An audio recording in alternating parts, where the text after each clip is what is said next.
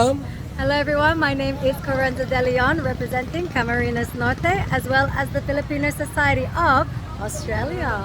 Miss Universe Philippines. Wow, Very exciting. very exciting. How many, Candidates? candidates, yeah. If you're speaking English, is gonna get a nosebleed. There are 69 candidates this year, which is the biggest batch in all of Wow. MEPH history. So that's very wonderful to see so many women. They're so empowered, so Yes, beautiful, and to share the stage with them. So, you know how to speak Bicol? A little bit, konti lang. So, Konti lang. Nakaaraw ako ng Tagalog as well as Bicolanan. So I'm still learning because being born and raised in Australia, especially being half Korean, I learned lots of different languages. So still learning. So very konti lang.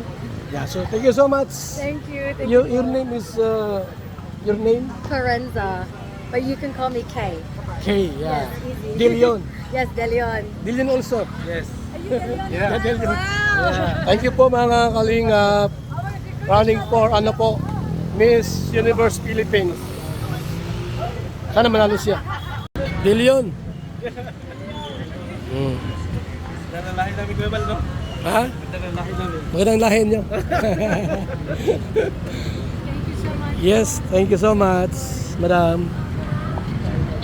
So yan po mga kaibigan. At na-meet natin yung tatakbo po ng Miss Philippines. Miss Universe Philippines po. Philippines lang po muna yan.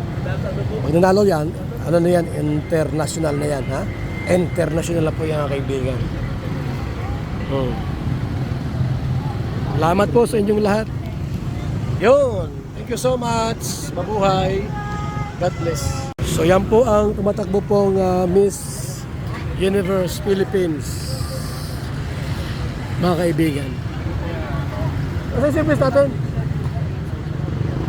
Service natin saan na? Baka si Agol naglabas na. Ano kaya? Sabi si Agol, sabi na doon. Agol? Kaya, kawa?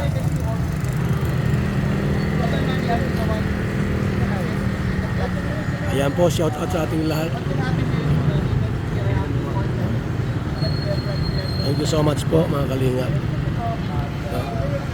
Yan po mga kaibigan. Matakbong Miss Universe Philippines.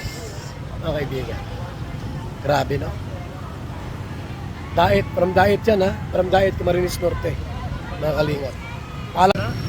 Kumabila talagang mga kaya ito mga great grandfather, granddaughter ng Abila. Yeah. Talaga nasa dugo ng dili yun yan. Nasa dugo lang, wala na sa mukha. Thank you. Sherwin na yan. Sherwin.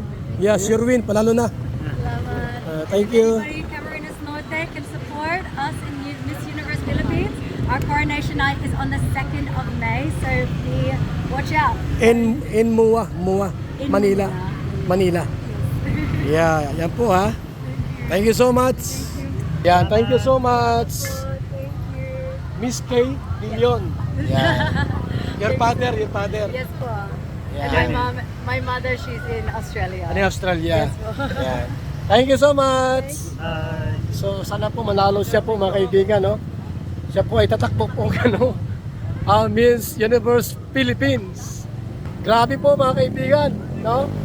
Mayroon na pong from Daet ay tatakbo pong Miss Universe Philippines from Daet, Camarines Norte. Mga kalingap, mga kaibigan, yung first union po nito po si Rizal at dito po yung tatakbo pong Miss Universe Philippines. Mga kaibigan, dito po, yan. So yan po. Invite natin yung mga taong Para makatulong din sa voting. Opo.